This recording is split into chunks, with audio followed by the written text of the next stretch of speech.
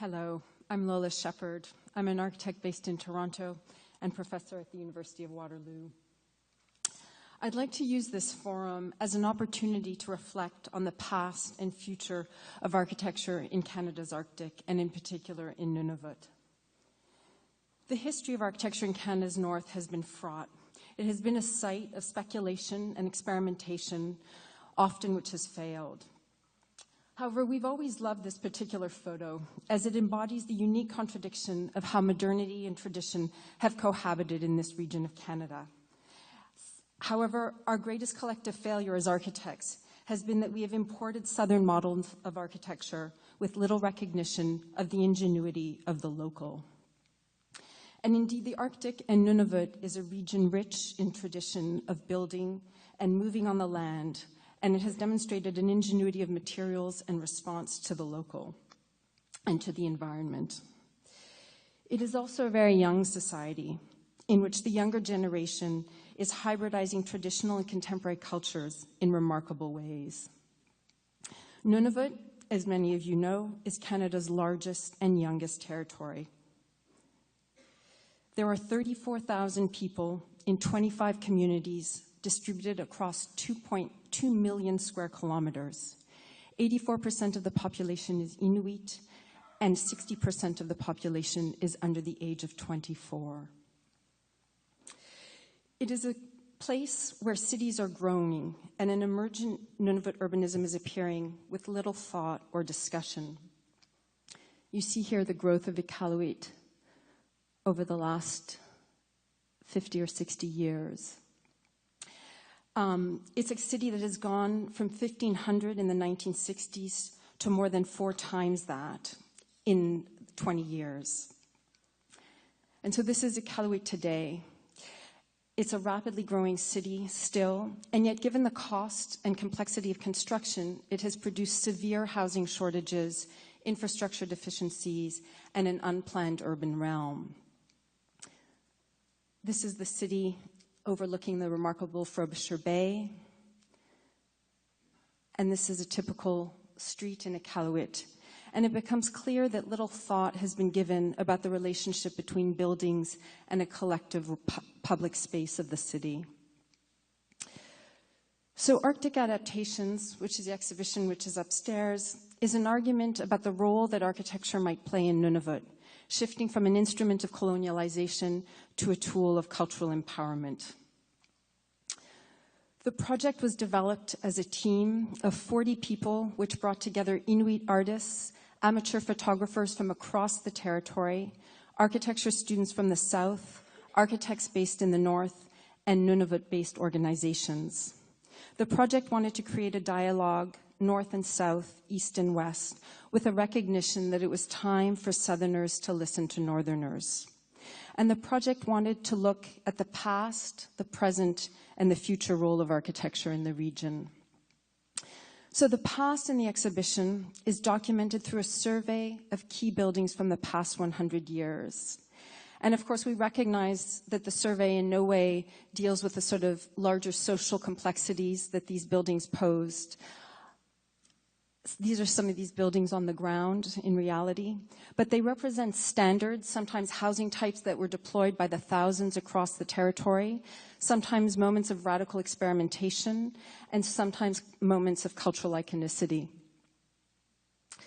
So we organized carving workshops in Pangerton and Arviat with Nunavummiut artists and organizations, and here you see some of the shots from that workshop. And what resulted was 13 carvings of key buildings that merged traditional craft with contemporary objects and architectural subjects. This is the view in Venice. They were presented in a kind of glowing whiteout setting, each one individually. The contemporary condition of Nunavut was documented through a survey of all 25 communities. There are radical differences between the communities. A city like Iqaluit, which is growing very rapidly and transforming socially and culturally, and smaller communities that have their own challenges. And so in a sense, they tell the story of Nunavut today. And so what we did was an inventory of every community in Nunavut, the landform, which you see in black, and the built form, which you see all the buildings documented on the white. And these have never been compiled, at least publicly, in Nunavut. And we simultaneously ran a competition across the entire territory asking locals to submit photos of their community as seen on the ground. And so there was an idea of a kind of objective view of the community and then a subjective view by local residents. So this is another one. This is Cape Dorset and the view on the ground. And there was a remarkable collection of photos that appeared. This is Kimmirut, south of Iqaluit. This is Iqaluit with some of its iconic buildings. And these are all amateur photographers.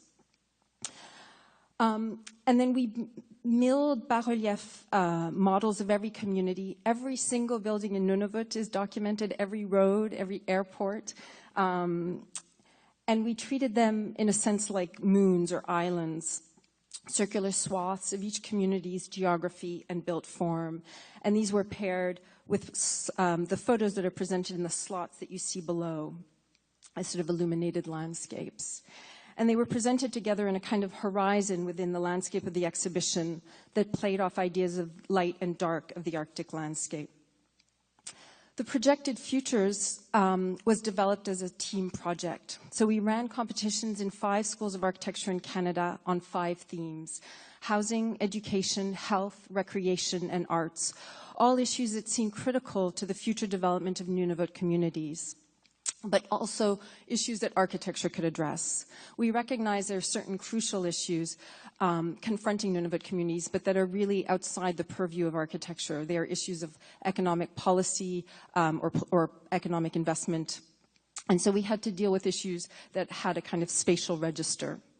So 120 students participated across the country. There were juries, there were discussions, there was curriculum developed around these competitions. One team was selected from each school, and they traveled to the north to meet with Nunavut partners and to continue developing the project with a partner architect as well. The Nunavut organizations tended to be young and innovative thinkers and leaders in their field. So we worked, for instance, with Qaqavut, which is a network of artists throughout all of Nunavut. We worked with, I'm going to not do this justice, Qaujiyartik Health Research Center in Iqaluit, Ilisaksevik, which is a really innovative group based out in Clyde River, among others. So each project, and you can see it upstairs, is displayed on one table. And the projects are deliberately presented at 3 scales: the territorial, the community, and the architectural. It was important to us that the projects thought about a building's impact beyond its immediate site, that it thought about how institutions could act as a network, sharing cultural, social, and human resources.